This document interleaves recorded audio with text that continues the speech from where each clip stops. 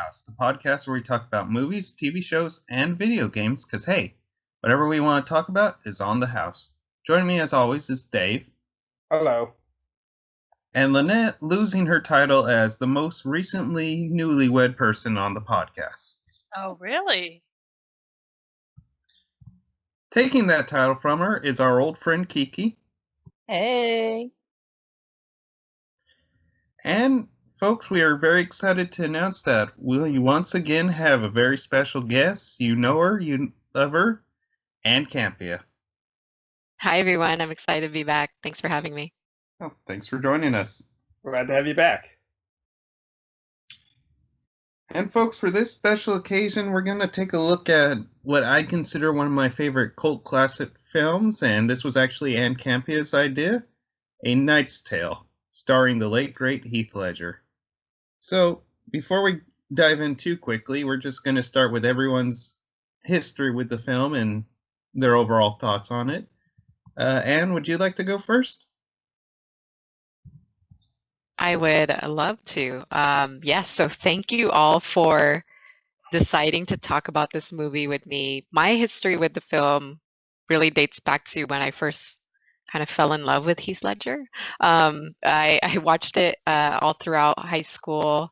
There would be days where I'd come home from school and my friends and I would just turn the movie on. There's just something for us kind of at that age and at that time when it came out that was really hitting like as a teenager. So to me, it really just reminds me of those days of being in school and like having something to talk about with your friends. And this was that movie for us for quite some time. We would just have it on rotation.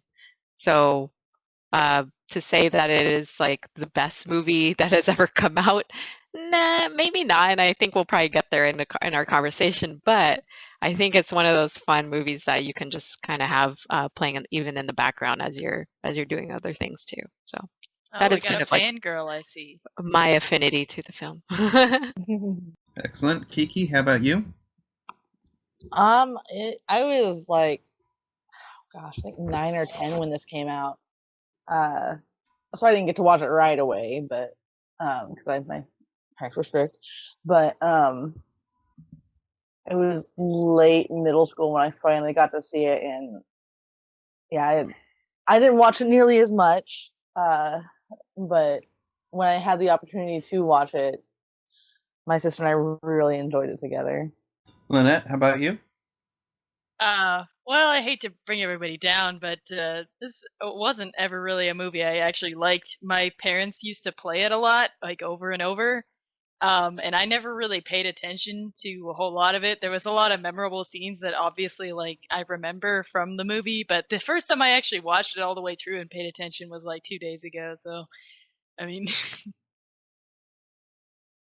Well, hopefully your opinion on the movie changed a little bit since being a little kid and not enjoying it. sorry to disappoint. And Dave, how about you? I know you're relatively new to this one. My history with this one is that less than a week ago, you told me this is the film Anne wanted to do for the podcast. And so you subsequently showed it to me. And that's my history. That's awesome. And as for me, this is, I would say, one of my favorite cult films. I don't think this really has a big enough following for it to be considered anything more than a cult classic, but you know, some films, they aren't the Oscar winners, they aren't the ones that everyone talks about, but they just hit you that right way, and this is definitely one for me. Well, it made over double its budget back, according to what I read. This is true. I didn't even realize it was a cult film. I thought it was a fairly popular film. I didn't realize it was all that terribly obscure. Yeah, I'm right there. We didn't know it was considered a cult classic. Well, I'm just thinking it might not be the technical term for it, but it's certainly not like a blockbuster high-end type or something. I think I get what you mean. Yeah, it's kind of the middle tier there. Like a summer movie or something like that?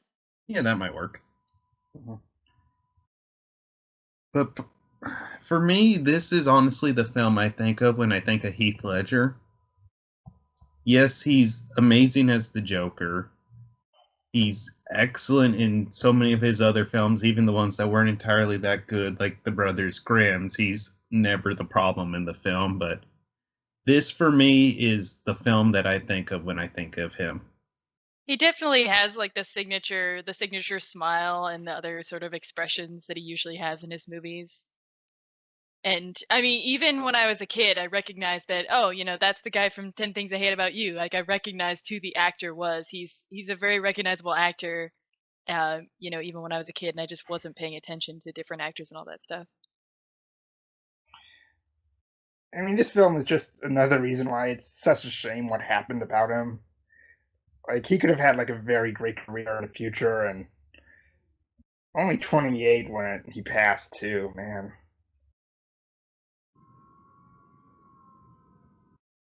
Yeah, and for me, it was the first time to me, like I said earlier, it's the first time I was really introduced to Heath. I think somebody just brought it up about 10 Things I Hate About You came out maybe a year or two before Knight's Tale. So to put Heath Ledger kind of as that main character who got to do more than just kind of be the romantic uh, uh, role for a movie of like a big cast of people, that was happening in 10 Things I Hate About You, as opposed to in A Knight's Tale, he really is that core character. He gets to be funny, he gets to be charming, he gets to be a guy with, you have Alan Tudyk with him, and I keep calling him Vision, Paul Bettany with him. So you've got this really cool cast of Oh my word, guys that's the that are, same guy, isn't it? yes, Oh my word, yes, I didn't recognize exactly. it. It's one of those movies where you look at the cast and you're like, okay, not only does it have Heath Ledger, but it has all of these other really well-known actors of today, You know, that are just kind of sprinkled throughout the movie too. and I recognized the name Alan Tudyk, but I couldn't figure out where the hell I'd seen him before, and I still don't know. I still don't know where else I've seen him before, but I'm almost positive I've heard of that guy and like movies I'm gonna before. name some things. Firefly, maybe, or you may have heard his voice as K2SO on Rogue One. Oh yes, that. Yep, Or every Disney movie from Wreck-It Ralph onwards. yep. He's King Candy, I think it is. So Oh, Yeah. King Candy, really? yeah. Oh my word, I never would have pictured that, but that's funny.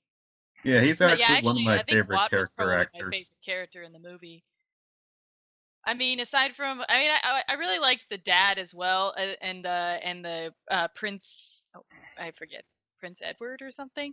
But like, I think Watt was like my favorite as far as funny and like the funny characters, the main characters. I will say two characters I absolutely love is the first one is Paul Bentley's character. He's playing basically the hype man for him, but he's actually a Yeah. reference. His name is actually a reference to the author of the Canterbury Tales or Canterbury Tales. I forget how you say that, and they actually make a little nod towards it at the end of, this would make an excellent story. Someone should write it down. I've never read the Canterbury Tales, so I wouldn't understand the reference at all. And then the other one who I gotta mention is the villain of the movie.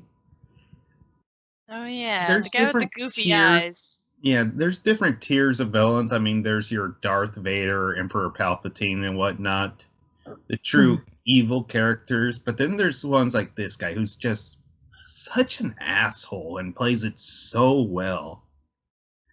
He reminds me a lot of the guy from I think actually I may have confused this guy with the guy from Gladiator multiple times. Yes, yes, I you're right. does He he looks have the same exactly like the actor? other Because they actor. look like each other and they act like it's just like they're an asshole just to be an asshole.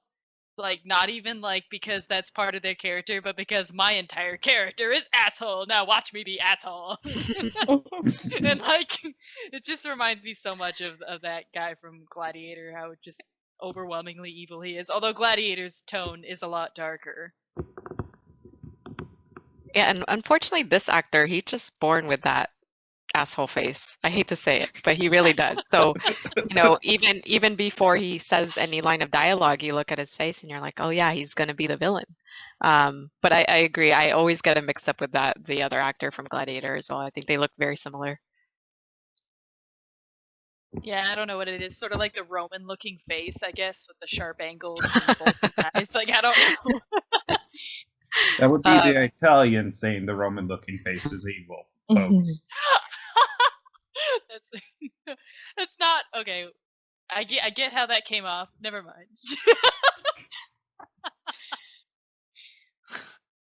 I think one character that I think doesn't get that much love, maybe I could be wrong, you guys prove me wrong here, is Jocelyn, that actress, Shannon Sossamon. I can't really pronounce her name, but I think she's been in quite a few things. I don't know about recently though. I'd have to check to see what she's been in recently, but I believe that was my first introduction to her as well on camera.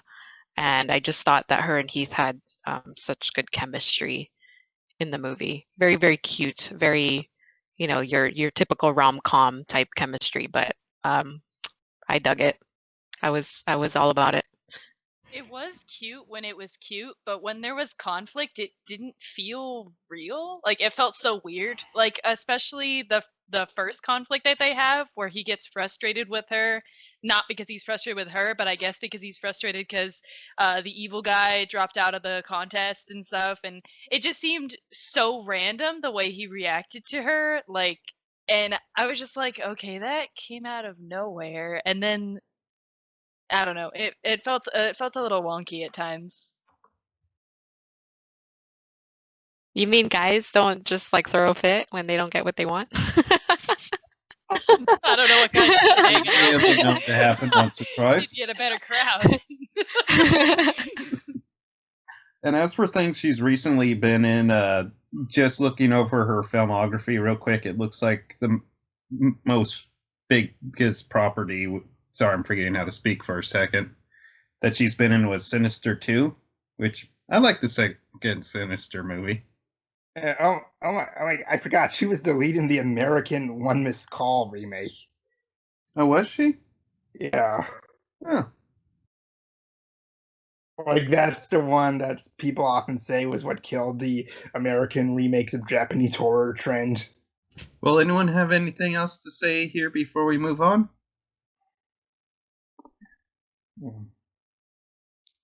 It's not. So one thing that I think the tone of this movie is very much its own thing.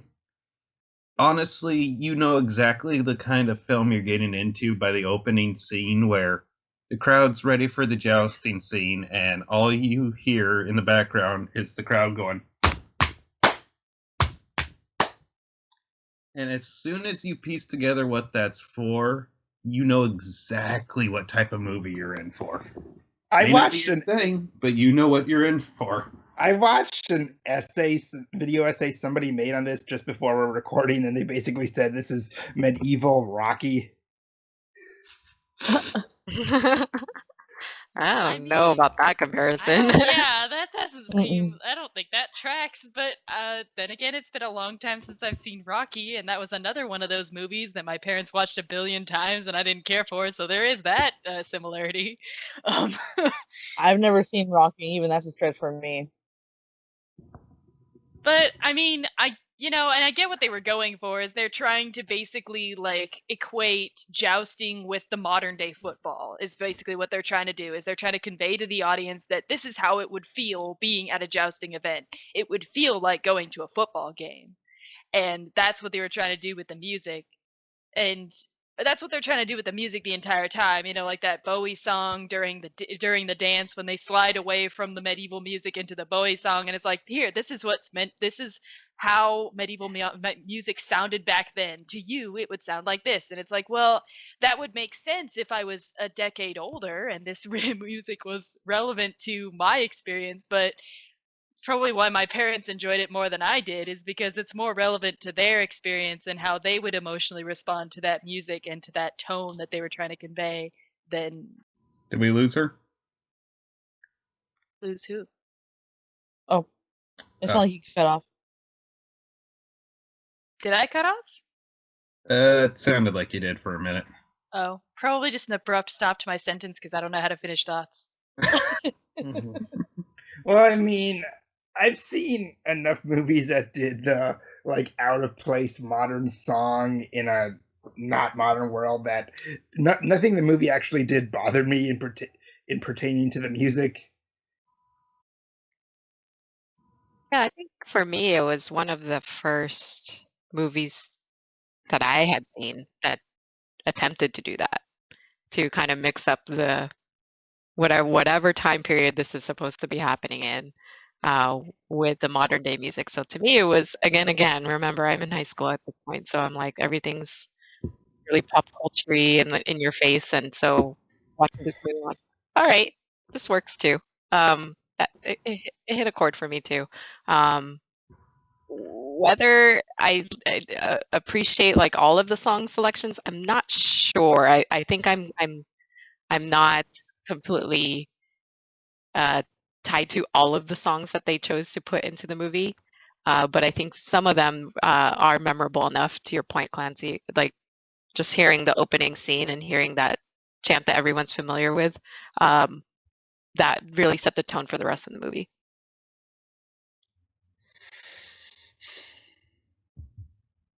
And going on further, obviously the highlight of the film is the jousting tournaments, which really not something you see a lot in films. I mean, probably the closest thing we get now was in Game of Thrones. I think there were a few scenes with that. But he did a really good job, I thought, like explaining it to a modern audience. This is how you score points. This is how you win. This is how you lose. And not making it super, how do I put this, monologue-y. It was just a real quick, simple, here's what you need to know. I Yeah, mean, that was actually kind of nice to get an explanation of how points were scored in a really simplified, quick form. I kind of I mean, assumed that jousting was still a thing because when I was a kid, I learned that Maryland's state sport was jousting. So I just assumed that on the East Coast that was still a thing. Like, Wait, what? yeah, apparently, like I had this like pamphlet on Maryland, and their state like sport is jousting. So I assume it's still a thing over there. I don't know. More you know. they should like do modern versions with cars with open roofs. Oh, Oh my God. brother, jeez. No, I mean, I will say, because I hadn't heard of the movie before we were doing this podcast. When you just told me the title, I thought it was like a fantasy, like fighting monsters thing. But it was interesting to watch. This is basically a sports movie. Yeah, pretty It much. is very much a sports movie, definitely, which is what they were trying to convey, like particularly with that first song with the another one bites the dust. No, it's not that one. We will We will rock. rock Oh. you, right?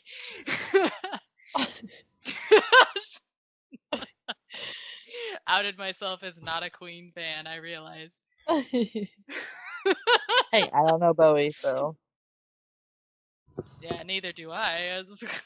I only know it because it showed up in the subtitles. This is a Bowie song, okay?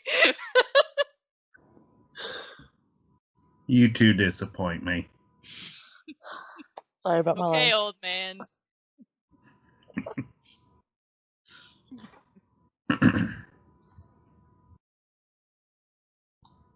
So, with all that being said, you guys want to bring up any memorable scenes or things that you don't quite think worked in this film? Well, I like the part where Paul Bettany's character threatens somebody that, like, I'll get my revenge on you by writing an insulting version of you into my works, and it'll be immortalized. Yeah, I really have trouble understanding that character because half the time he's got a real feel for what's gonna affect people and hype them up, and then the other half the time it's like he goes way too far and enters into cringe territory. And that was definitely one of those cringe moments where it's like, really, dude, you're going for that one. Um, but yeah, I was having trouble keeping track of like what is going on in this guy's head. And I found that moment amusing because that's basically the same logic Wes Craven used when he named Freddy Krueger after a childhood bully. Oh my word. Forgot about that. My only problem is Lady Jocelyn's clothing. Like, I get like not knowing everything about medieval times if they're trying to make a statement, but like it was like way too far off for me. There's no way that would exist anywhere near their timeline. She looked like she walked off the set of Devil Wears Prada, to be honest. Like, she really did look like she was wearing like modern, like, designer sort of fashion, and I was like, what is this? And I get what that they were going for. It's the same thing as the music, right? They were going for like, this is how she would look, to a person in, whatever year that's supposed to, that was Yeah. it, like the 1300s or something. But like, this is how that she would look to other people at the time. She would look very chic, very fashionable, and all that, and maybe a little bit oddly fashionable, especially with like the first outfit we see her in with that really horrible white hat thing. Like, ugh, it's so ugly. But like, yeah, I get what they were going for, but it just still was very weird and jarring to look at her. Yeah, and like her outfits were great, but it just it didn't fit. Maybe the other outfits were great. That first one was awful. Yeah, I'm there with you both. I absolutely agree. I think there was one scene, I believe, where they're sitting down at one of the balls that they attended, and she looked like she had a bird's nest as a hairstyle, and it's Oh yeah. Oh it's wait a minute. And at the end, she has purple hair, right? Doesn't she have yeah. purple hair at some point? I was like, the hell is this? Yeah, maybe it was working in that time, early 2000s could have been when those types of styles were happening. I'll be honest, I don't remember. But yeah, I would say that is probably one of the weaknesses of the film for me is when they tried to do some of the mixing of modern and Renaissance times, it just didn't work. And that's kind of where I go back to even some of the music selection. While cool that they tried it, some of them maybe it was a little jarring as well. It just didn't really work. It didn't blend as much as I would have hoped it to be. Uh, for me, the highlights would be obviously seeing some of these actors that are still around today, and then rest in peace, obviously, to Heath Ledger. But the great introduction of Heath Ledger and just seeing more of his range in the movie. This was just the beginning of his career, really, to me, my exposure to him. So just to see how charming he could be, that he could be one of the guys in this movie, that was really special. Seeing his interaction again with Paul Bettany, with Alan Tudyk, and I keep forgetting the Roland. Mark Addy is the actor that played the fourth guy in the crew. I love their interaction together, and then ultimately, what I really like about the film, even though again it's not a perfect film, it's definitely. I do think there's something cultish about it because to me, when I watched it, I didn't think anyone else had seen the film.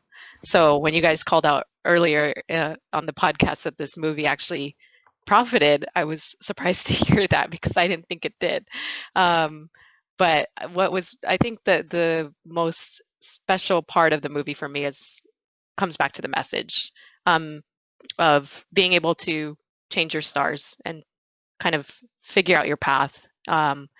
The story itself maybe presented some plot points of how he was able to do that, right? The fact that he was able to befriend a prince that then became a king that then could knight him, fantastic. I think that's like a 1 in a million chance that could actually happen. But you know what? I'll let it go. I think the message is there. It's an important message to have that you could actually change your path. You could do what you want with it if as long as you believe. So going back to that message, great. I think for that, like I could forgive some of the obvious weaknesses of the film.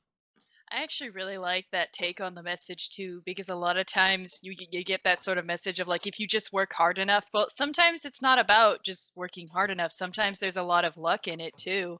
But the Mhm. fact is, if you don't try in the first place, then you never would have got that chance that luck would have given you. The fact that he had the guts to go ahead and do that is what gave him the opportunity to befriend the prince and prove to him that he was an honorable and knightly person. So, I mean, Whereas, if he had just decided to be like, oh, never mind, like there's no amount of work that I'm going to do is going to get me there, so I just may as well give up. If he had given up, he would have become a knight. But I don't know. I like the message that, not everything is about, hard work is certainly a part of it, but a lot of it has to do with the circumstances that you're in. And that sometimes you do need a little bit of luck to get there, but in order to even get that opportunity, you have to try. And sticking with your guns, really, because the only reason he was able to befriend the prince is because he didn't just forfeit immediately when he found out that the prince was the Prince of England. Mhm. He still... Sorry, I wanted to add to that. Go ahead. But yeah, and I think that was part of the reason why he earned the prince's respect, is not only because of that time that he went ahead and did the draw for him because he was injured, but also the second time when he went ahead and respected him as an opponent instead of just dropping out simply because he didn't want to risk harming a member of the royal family and face the repercussions of that. He decided to face him as an honorable opponent, and the guy appreciated that and appreciated the respect that he gave him, saying that you are worthy for me to compete with. Yeah, well said. Well said. All in all, just everybody really likable in this movie. What'd you say? All in all, everyone's really likable in the movie. Mhm. Pretty much, except for the villain. He's supposed to I be mean, in for it, obvious so. reasons. He's born with that face. We can't change that.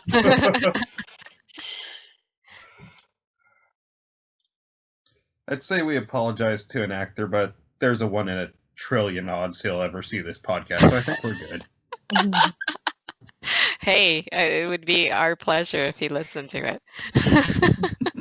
I He mean, probably if Gotta he, know. He's like 10 years, 20 years later, somebody's reviewing my movie? Okay, great. well, I mean, to be fair though, when you act a villain, like you should hope that the audience hates you. Like you've done your Yeah, if they job at that don't. point. Yeah, if they don't, you did it wrong. Yeah, exactly. Mhm. Like, I must have acted too sexy. Everybody's thirsting for me. Okay, I mean, there's I some bad acted too, villains that are pretty sexy. We still too hate them. edgy.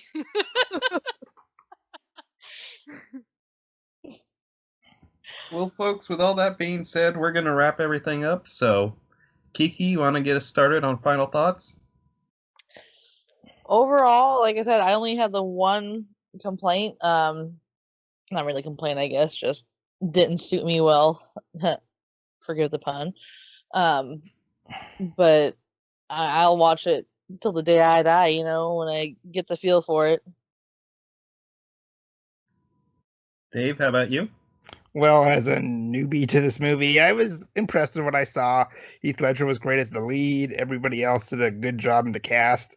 I liked the jousting scenes, and I was impressed that the film explained it in such detail. And I didn't mind the music, and some of the songs really worked for me. So I'd definitely give this another watch. I'm glad I was introduced to it. Lynette, how about you? It's a sufficient movie if you're into that kind of thing. If you like sports movies, if you like medieval settings, and if you like, sort of inspiring messages, a little bit of comedy thrown in, then it's definitely your type of movie. It's just not something that I'm in particular. It just didn't strike me. Oh yeah, and you have to be really into the soundtrack ahead of time. So. And Anne, how about you? I'll just start off by saying thank you guys for talking about this film, because I know this was kind of my baby. I wanted to talk about this with people, and I'm really glad you guys were open to it. And I think just the sheer fact that, was it 2 of you had never seen the film before going into this podcast?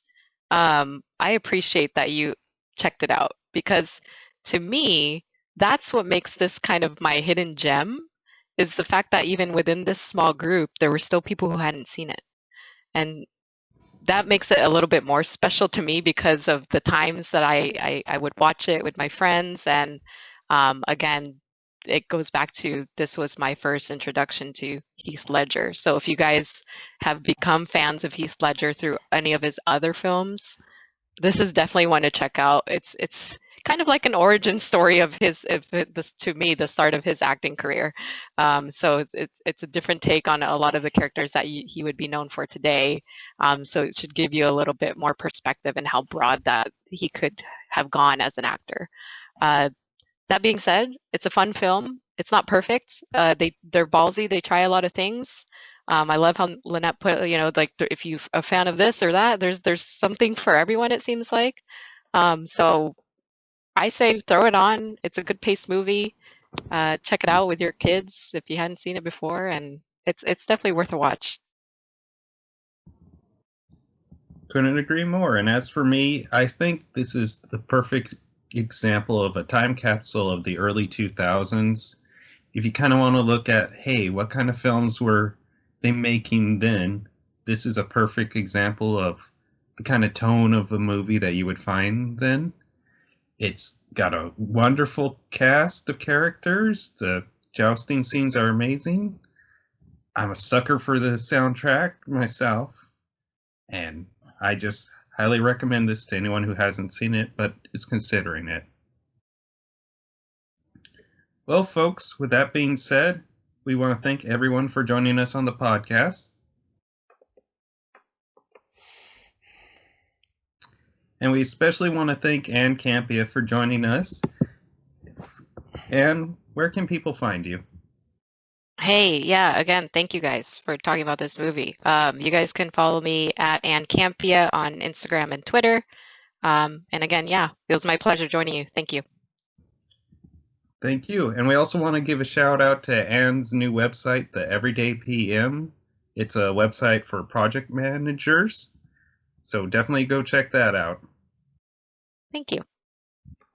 And all right, folks, we'll see you all next time. Thanks for joining us. Farewell.